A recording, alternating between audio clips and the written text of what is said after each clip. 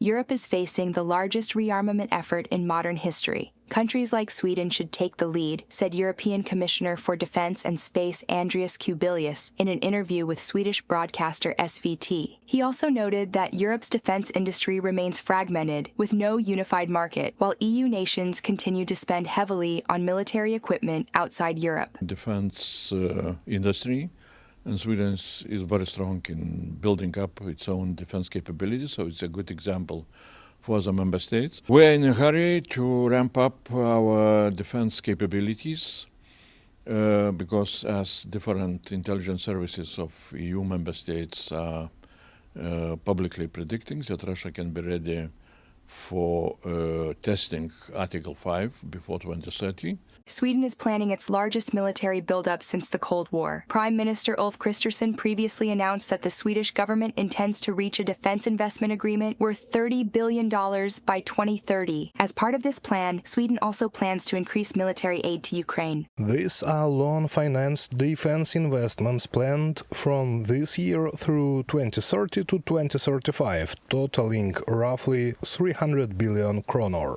According to the Wall Street Journal, Sweden, Denmark, Norway, and Finland are pooling their military resources to prepare for potential Russian aggression. In 2023, the four countries merged their air forces to create the joint Nordic Air Command. In 2024, they developed a joint defense strategy through 2030 under the framework of Nordic defense cooperation. The Wall Street Journal notes that Sweden has the most advanced defense industry among them, producing submarines, battle tanks, and supersonic fighter jets. Norway, in turn, boasts cutting-edge maritime reconnaissance and combat capabilities in the Arctic. Finland has one of the largest standing armies in Europe. And Denmark's special forces have over a decade of experience in high-risk operations in Afghanistan and Iraq. Together, the combined economies of these four countries are only slightly smaller than Russia's GDP.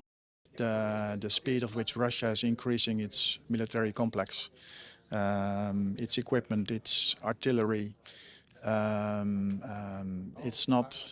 it's by far much faster than we do in Europe, even in the US. So that creates what I would mention as a sort of window of vulnerability for us. So we need to speed up and make sure that we have the same pace as they have to at least be deterrent enough. According to Reuters, Dutch intelligence chief Peter Riesink stated in his agency's annual report that Russia poses a growing threat to Europe, even after a potential end to the war in Ukraine. European military intelligence has also warned of possible Russian sabotage targeting undersea internet cables, water supplies, and energy infrastructure in the North Sea. On April 22nd, members of the European Parliament called on the EU to take bold action in defense and foreign policy. That last Leaders' Summit showed that Europe is finally taking responsibility for its own defence.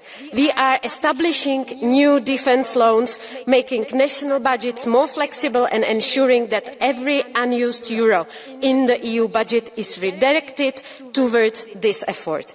But we must go further. We need a stronger long-term EU budget and a significantly larger European Defence Fund.